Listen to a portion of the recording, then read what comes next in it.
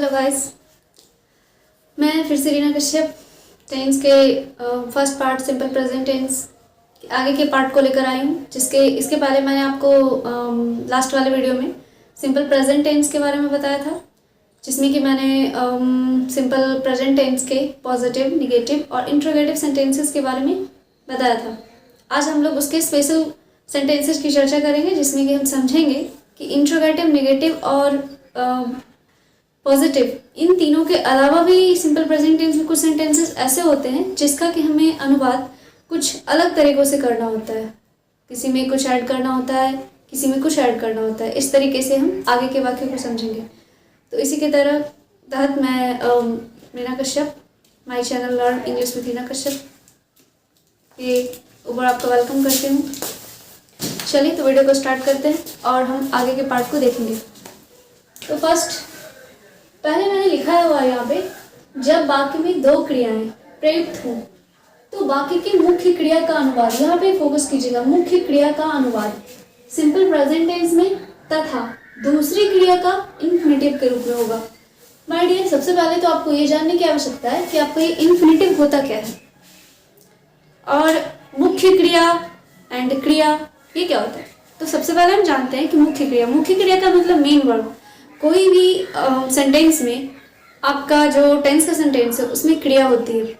इसके पहले जो फर्स्ट वीडियो मैंने टेंस पे डाला था उसमें मैंने क्रिया, कर्ता, कर्म तीनों के बारे में चर्चा की थी, जिसमें मैंने सब्जेक्ट के बारे में बताया था, ऑब्जेक्ट के बारे में बताया था और वर्ब के बारे में बताया था। तो आई थिंक अगर आप मेरे वो वाला वीडियो आपने देखा होगा तो उसमें से आपको इसको समझने में कोई प्रॉब्लम नहीं होगी। तो फिलहाल हम समझते हैं कि ये वर्ब, मेन वर्ब तो हम समझ गए कि किसी भी वाक्य में जो वर्ब प्रयुक्त हो, अगर एक ही वर्ब है तो उसका मेन वर्ब होता है, ठीक है।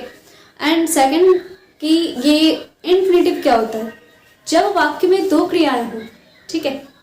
या फिर इस तरीके से समझते हैं कि जब हम वाक्यों का अंग्रेजी अनुवाद टू के साथ करते हैं, जैसे to smoking is a bad for health, injurious for health, इस तरीके से जब हम to swimming is a good exercise, इस तरीके से जब हम किसी भी वाक्य का अनुवाद टू को सब्जेक्ट के रूप में करते हैं तो उसको इन्फिनेटिव कहा जाता है। सेंटेंसेस को दो तरीके से ये किया जाता है, ट्रांसलेट किया जाता है। जैसे कि एक हमारा हो जाता है जेरेंड, जब आप उस टॉपिक को पढ़ोगे तो आपको पता चलेगा कि एक जेरेंड के तरीके से अनुवाद किया जाता है, दूसरा आपका इन्फिनेटिव के तरीके से किया जाता है। तो जब वाक्यों को टू लगाकर किसी भी वाक्य में टू लगाते हैं तो वो हमारा क्या हो जाता है, इन्फिनेटिव कहलाता है, ठीक है। तो जैसा कि आप देख रहे हो कि यहाँ पे कह रहा है कि दूसरी क्रिया का अनुवाद हमें टू लगा के करना है। मैंने नीचे एग्जाम्पल भी लिखा हुआ है कि मोहन नहीं पढ़ना चाहता है। तो अब आपको ये समझना है कि वाक्य में दो क्रियाएं कैसे आ रही हैं। जैसे कि आप वाक्य को देख रहे हो, मोहन ये हमारा सब्जेक्ट हो गया, नहीं पढ़ना चाहता है, ठीक है। ये जो आपका वाक्य है पढ़ना चाहता है, आप इसको दो पार्ट में बांटो तो ये आपका चाहता एक क्रिया है और दूसरा ये पढ़ना, ठीक है। तो आपका एक ये भी वर्ब है और एक ये भी वर्ब है, दोनों का दोनों आपका क्या है, वर्ब है, ठीक है। इसका ट्रांसलेट जब आप करोगे तो वहां पे ये आपका एक ये वर्ब का ट्रांसलेट करना और एक दूसरा। तो जब वाक्य में दो क्रियाएं हो, आप देख रहे हो यहाँ पे दो क्रियाएं हैं, एक ये, तो उसका ट्रांसलेट हम हमेशा क्या करते हैं, टू लगा के करते हैं। कैसे करते हैं तो ये देखते हैं, सेम प्रोसेस रहता है वैसे ही V1 V5 एंड अदर। यहाँ पे क्या एक्स्ट्रा आता है तो ये एक्स्ट्रा आता है। कैसे आता है, मोहन के साथ हम डज का यूज करेंगे क्योंकि हमारा वाक्य जो है निगेटिव है। तो Mohan does not want to read. इससे आपने क्या समझा, इससे हमने ये समझा कि जो ये पढ़ना है, जो हमारा ये फर्स्ट क्रिया है, वो हमारा क्या हो जाएगा, टू के साथ ट्रांसलेट होगा। और ये जो हमारा चाहना है जो कि सारी क्रियाओं में आएगा, जैसे मैं एक शिक्षक बनना चाहता हूं तो इस तरीके से क्या होता है, एक बनना और एक चाहना, दोनों का दो क्रियाएं आ रही हैं वाक्य में। या फिर मैं किताबें पढ़ना पसंद करता हूं तो इस तरीके से इसमें भी दो वाक्य, मतलब दो क्रियाएं आ रही हैं इस वाक्य में भी। जैसे एक पढ़ना आ रहा है, एक पसंद करना आ रहा है, तो I like to read books, इस तरीके से आप उसका ट्रांसलेट करते हो। तो टू रीड बुक्स, तो पसंद करना आपका पहले जो लास्ट वाली क्रिया है वो उसका इंग्लिश में ट्रांसलेट फर्स्ट टाइम करेंगे, उसको मेन वर्ब में रखेंगे, और जो फर्स्ट वाली क्रिया है उसको हम इंफिनिटिव टू के साथ उसका ट्रांसलेट करेंगे। ठीक है, तो ये तो आपने पहला टॉपिक समझ लिया। क्या समझा? कि जब वाक्य में दो क्रियाएं प्रयुक्त हों तो उस वाक्य के मुख्य क्रिया का अनुवाद सिंपल प्रेजेंट टेंस में तथा दूसरी क्रिया का इन्फिनिटिव के रूप में होगा। माय डियर, आपको ये तभी समझ में आएगा जब आप इसका ट्रांसलेशन का जो एक्सरसाइज होगा वो करोगे, तो कम से कम उससे 10-15 ट्रांसलेट, जब तक आप इसका अनुवाद, इस तरीके के वाक्यों का अनुवाद नहीं करोगे तब तक आपको ये टॉपिक समझ में नहीं आएंगे। तो मेरी रिक्वेस्ट है आप लोगों से कि जब मैं कोई भी टेंस का वीडियो डालती हूँ, जब भी मैं कोई टॉपिक को समझाती हूँ, तो आप क्या करोगे कि उसका एक एक्सरसाइज बुक उठाओगे और उसे कम से कम 10 से 15 ट्रांसलेट खुद से करोगे। खुद से करने के बाद क्या होगा कि आपको ये चीज़ें समझ में आएंगी।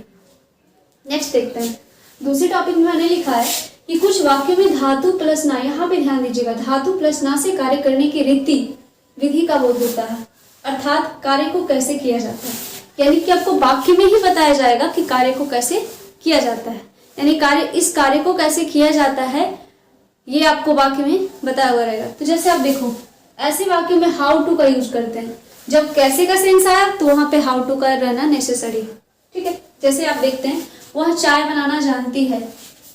ठीक है, मैं अंग्रेजी पढ़ाना जानती हूँ। तो इस तरीके से क्या हो रहा है, वाक्य में कैसे किया जाता है जानने का बोध हो रहा है। तो जब जानना लिखा रहे तो वहां पे हाउ टू का यूज होता है। जैसे कि इसका ट्रांसलेट करते हैं, वह चाय बनाना जानती है, तो यहाँ पे हमारा क्या है, सब्जेक्ट हमारा क्या है, ही। तो यहाँ पे जानती है तो लड़की के लिए, तो हम यहाँ क्या करेंगे, सी। ठीक है, चाय क्या जानती है, तो चाय बनाना जानती है। तो सबसे पहले हम इसको जो लास्ट में हमारे, मैंने यहाँ पे क्या बताया था कि जो फर्स्ट वर्ब रहता है उसको लास्ट में, जो लास्ट वर्ब रहता है उसको फर्स्ट में। तुम्हारा लास्ट वर्ब को हम फर्स्ट में रखते हैं, तो सी नोज। ठीक है, अब यहाँ पे हाउ टू लगाना है तो हम हाउ टू लगाएंगे। ठीक है, अब जैसा आप जानते हो कि चाय बनाना का होता है प्रीपेयर टी, तो वो लिख देंगे।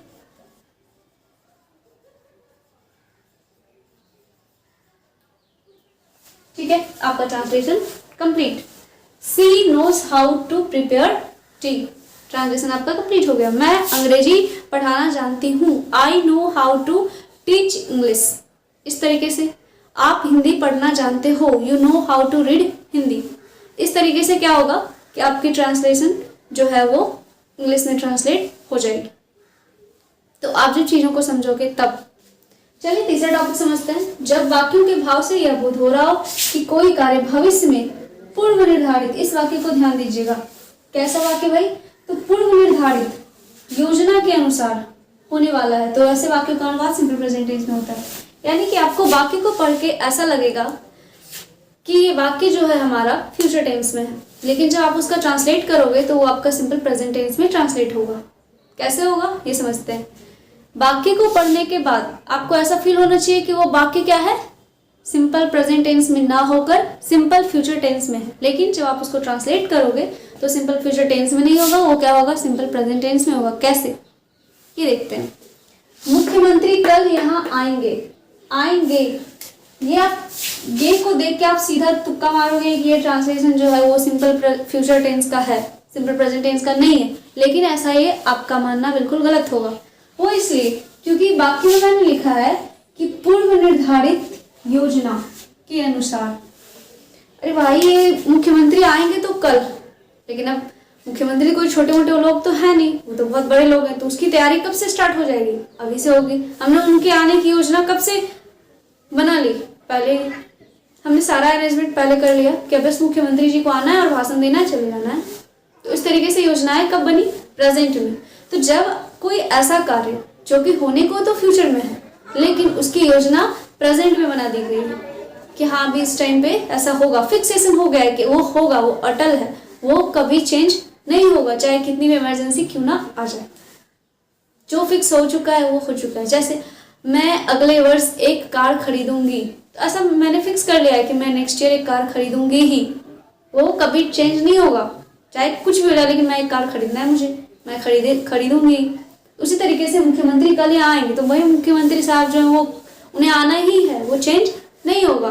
तो ऐसे रीजन में हम क्या करते हैं, उसका ट्रांसलेट हमेशा हम सिंपल प्रेजेंट टेंस में करते हैं, ना कि सिंपल फ्यूचर टेंस में करते हैं। उसके लास्ट में गे लगा रहा है, गा लगा रहा है, गी लगा रहा है, कुछ भी लगा रहा है, उससे मतलब नहीं है।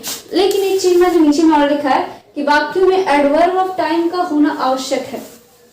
मुख्यमंत्री आएंगे, तो ये आपका क्या हो जाएगा, सिंपल फ्यूचर टेंस। लेकिन मुख्यमंत्री कल ही यहाँ आएंगे, तो आपका ये क्या, मुख्यमंत्री यहाँ आएंगे, तो ये आपका हो जाएगा सिंपल फ्यूचर टेंस। लेकिन अगर आप यहाँ पे आपने कल डाल दिया तो वो क्या हो जाएगा, सिंपल फ्यूचर टेंस में ना होकर सिंपल प्रेजेंट टेंस में हो जाएगा। वो इसलिए क्योंकि जब किसी भी वाक्य में एडवर्बल ऑफ टाइम का प्रयोग हो जाता है और साथ में वो पूर्व निर्धारित योजना हो, तो वो कब होगा, भविष्य में। लेकिन उसका अनुवाद अगर हम करेंगे तो हमेशा सिंपल प्रेजेंट टेंस में करेंगे, ठीक है। तो इस वजह से यहाँ पे मुख्यमंत्री कल यहाँ आएंगे, तो इसका ट्रांसलेट हम करेंगे द CM, जिसको क्या आप चीफ मिनिस्टर भी लिख सकते हो, कम्स हेयर टुमारो। इस तरीके से आप कर लोगे इसका ट्रांसलेट। सेम वही प्रोसेस रहेगा जो सिंपल प्रेजेंट टेंस के वाक्यों का होता था। जो स्ट्रक्चर मैंने उसका बताया था वही स्ट्रक्चर इस पर भी अप्लाई होगा। लेकिन होगा क्या कि उसमें हम इसका ट्रांसलेट ऐसा करेंगे, और क्या होगा उसमें कि यहाँ पे लास्ट में आएंगे भी लगा रहेगा, तो फिर उसका अनुवाद क्या करेंगे, सिंपल प्रेजेंट टेंस में करेंगे। ये बात आप कभी भूलोगे नहीं कि जब वाक्य में टाइम दिया हुआ रहे, साथ में ऐसा लिखा रहे कि आएंगे, तो वाक्य का अनुवाद हम फ्यूचर में ना करके प्रेजेंट में करेंगे। ऐसा नहीं कि आपका फ्यूचर का भी वाक्य रहेगा तो आप उसको प्रेजेंट में ही ट्रांसलेट कर दोगे, तो फिर आपके वाक्य गलत हो जाएंगे। आपको करना क्या है कि सिंपल फ्यूचर टेंस का वाक्य में टाइम नहीं दिया हुआ रहता है। अगर फ्यूचर टेंस के वाक्य में टाइम दे दिया गया तो उसका अनुवाद हमेशा सिंपल प्रेजेंट टेंस में करेंगे, फिर हमारा वो गलत नहीं होगा, हमारा बिल्कुल सही होगा। तो इस तरीके से हमने सिंपल प्रेजेंट टेंस को क्लियर किया, उसके सारे वाक्यों को, और उसमें जो स्पेशल केसेस थे हमने उनको भी देखा, और हमारा पूरा वो कंप्लीट हो गया।